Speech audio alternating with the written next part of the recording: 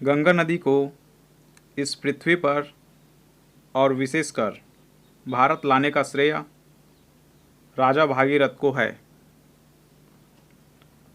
हमारे धार्मिक ग्रंथों के अनुसार गंगा भगवान विष्णु के चरणों से निकली है।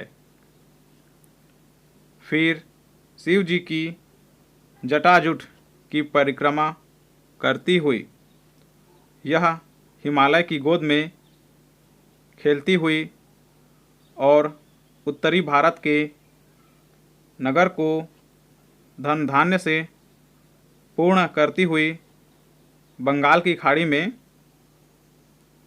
समा जाती है। गंगा के तटों पर हमारे ऋषि मुनि के कई आश्रम कायम थे।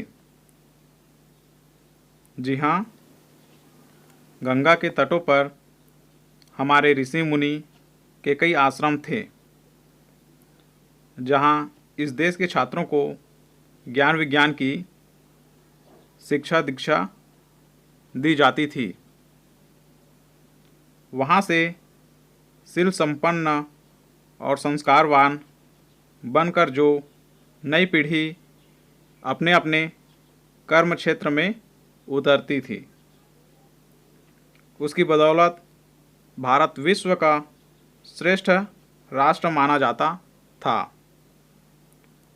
गंगा के जल की महत्ता है, उसमें सब प्रकार के रोगों को नष्ट करने और प्राणी मात्र को निरोग रखने की शक्ति समाहित है। गंगा विमलोत्कर्षिणी है। भारतवर्ष में गंगा को केवल एक नदी के रूप में ही नहीं पूजा जाता,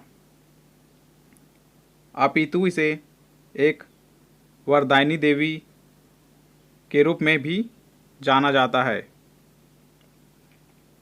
वह समस्त पापों और अभिशापों को जड़ मूल से नष्ट करने वाली एक महाशक्ति भी मानी जाती है।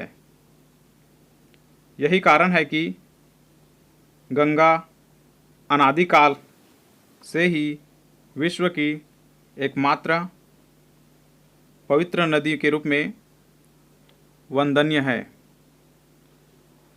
वीडियो पसंद आया तो लाइक करें, सब्सक्राइब करें। Thanks for watching.